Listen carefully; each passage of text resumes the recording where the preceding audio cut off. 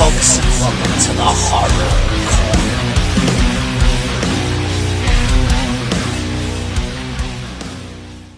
Oh no, what is it? I don't know. Oh my god, it's horrible. It's some kind of walking corpse. Good evening, folks, and welcome to the Horror Corner. I'm your host, Sean Patrick Erschen. This week we're doing another movie review. This is Burial Ground, aka Nights of Terror, aka 300 other different names. But it's an Italian zombie horror film directed by Andrea Bianchi and released in 1981. Awesome year for horror that was. The film stars Karin Well, Peter Bark, and Mariangela Giordano. And if you love sleaze and cheese in your gore-soaked horror film, you are going to love this film because, you know, technically, is it a great film? No, not by any means, but it is a highly entertaining watch. It is kind of a guilty pleasure in a way, but it does have some really good points to it, and that being the zombie makeup effects are great, and the gore is awesome. It's got some incredible zombie action, and a lot of sleaze. A lot of gratuitous nudity, and a little bit of incest. Very bizarre at times, and the score is extremely bizarre and just off. There's something so weird about it. I don't really care for the score too much. But I will say, if you love films like Lucio Fulci's Zombie, or The Beyond, or City of the Living Dead, I think you will enjoy this film, because, like I said, it is highly entertaining. I saw it recently on Tubi, and I had never seen it before, you know. After I watched it, I was like blown away. I'm like, oh my god, how have I never seen this movie before? Because I personally loved it, even though it is not technically great. You're not going to get Oscar-winning acting here. It's some of the worst acting you've probably ever seen. You know, Oscar-worthy direction, but you are going to get some awesome flesh-munching gore action. So if you're into that, then this is the film for you. So we start out the film, we meet this Professor Ayers, who's an archaeologist, and we see he's been studying the ancient Etruscans. Now, we don't know who the heck they were, because they really don't explain a hell of a lot in this movie, so the plot is paper thin. I'm guessing there's some kind of ancient warriors similar to, you know, Lucio Fulci's Zombies, where they were, you know, Spanish conquistadors, something like that. But we see him in this cave on the site of a burial ground, hence the name of the film. And he sees there's an inscription in the wall of the cave in stone, and he is able to remove it from the wall. So he takes it back to his laboratory or his library or whatever, and he kind of studies it and tries to, you know, read the inscription. And he says, I'm the only one that knows about this. And he ends up going back to the cave with a pickaxe, and that was not a good idea at all. Very bad decision. So he starts hammering away at the wall, trying to get inside the cave to see what else he can find, and that disturbs the sleep of the ancient Etruscans. Yes, so they rise from their tombs, and they are walking corpses. Decrepit, decaying, nasty corpses, maggot-infested, just eyeballs popping out and nasty, you know. Yeah, I love the effects in this film. I love the makeup effects, very similar to, like, Lucio Fulci's style, so I love it. I really prefer that style, and they are the classic, you know, shambling zombies, and yes, they are flesh eaters. Very much so. So they head towards the professor, and he says one of the most hilarious lines I've ever heard in a film. He's like, "No, no, I'm your friend." I don't think the zombies want to be your friend. I kind of think they want to eat you, and that's exactly what they do. They dine on his flesh, on his innards, and his insides. Yeah, they munch on his guts. And then, next we meet these three young couples at this beautiful big Gothic mansion, which I guess belongs to the Professor Ayers, because apparently he invited them all over because he wanted to share his discoveries. And I don't know who these people are, if they're fellow scientists, because they just seem like they're there to have sex with each other. I don't know. It's never explained, like, who the hell these people are. But one of the couples has a young son by the name of Michael.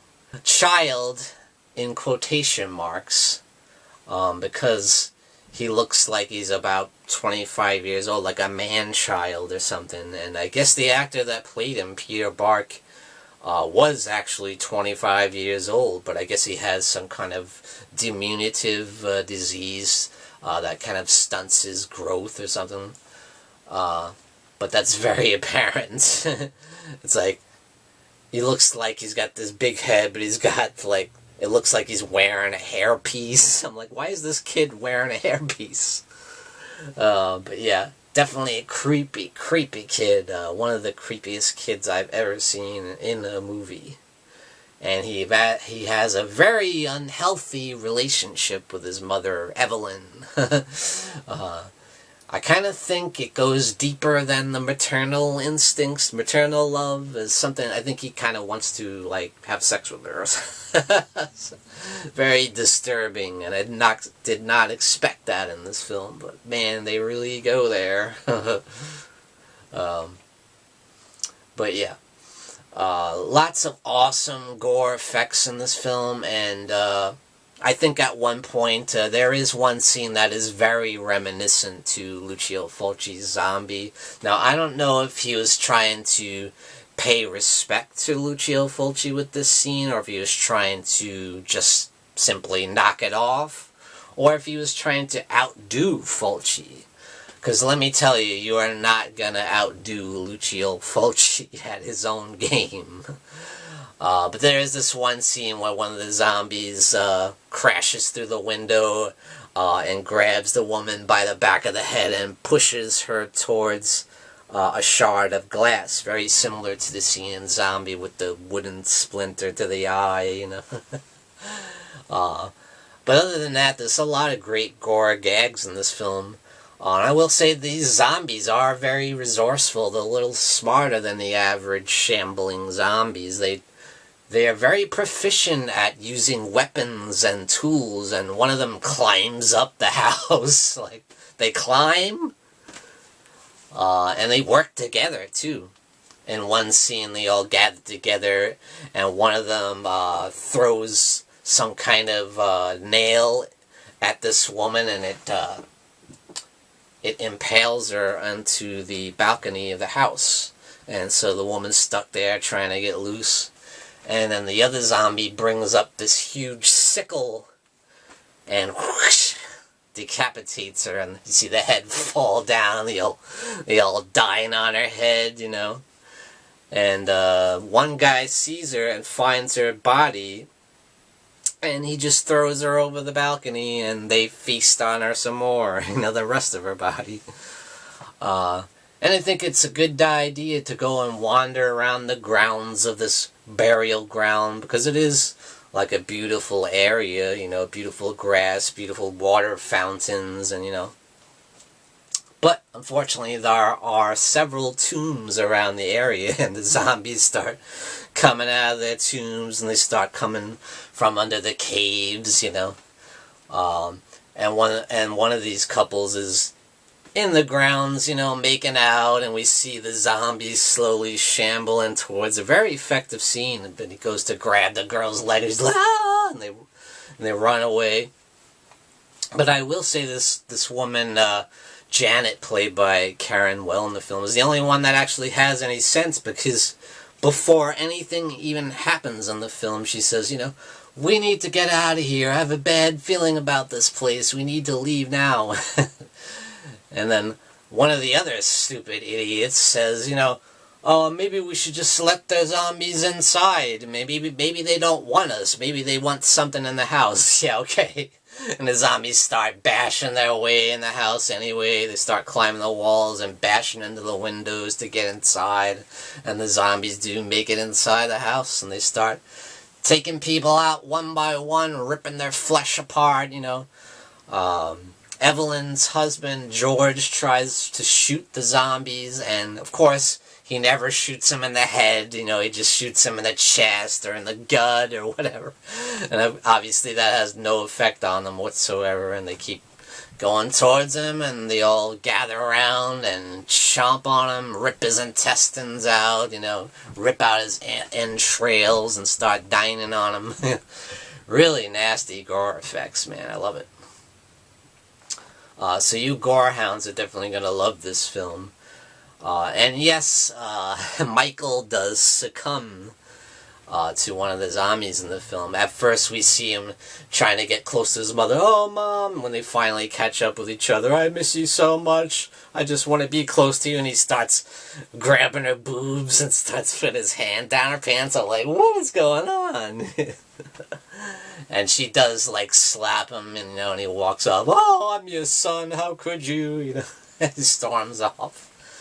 And he ends up running into one of the women's who's been brutally murdered, and she ends up turning into a zombie. So yeah, some of the people that get killed end up, rising up and being zombies. So the woman gets her and eats him too, and then he ends up becoming a zombie as well. And then, he ends up running into Evelyn, his mother, and she's like, "Oh, Michael, you're alive, you're okay." And then he whips out her boob and starts sucking on her boob. And then the mother's like, "Oh, go ahead, just like when you were a child, when I used to breastfeed you." And then he rips her nipple right off. Like, damn, dude. Oh, man. This is a wild movie. It's bonkers, man. But like I said, is it good? Is it great? I don't know, but I sure had one hell of a time. It's an absolute blast. I love the gore effects, and I love the makeup effects and the zombies. The nasty, rotting flesh and maggot-infested, great stuff, And it's definitely action-packed. It's never boring. It's never slow. Just bonkers, man. Wall-to-the-wall gore and cheese and gratuitous nudity everywhere. It's awesomeness. So definitely highly recommend Burial Ground. If you love zombie flicks, if you love Italian horror cinema, then I think you're gonna love this film, And thank you for joining me, Sean Patrick Erschen, in the Horror Corner. Tune in and stay scared.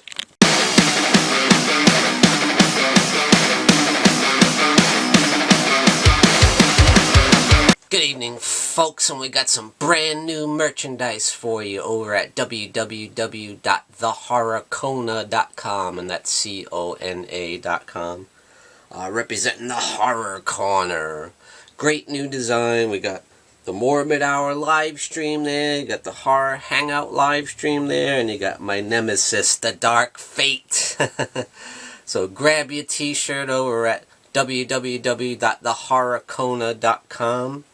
And we also got this beautiful new mug. Look at that. Very, very cool. Thought that came out really nice.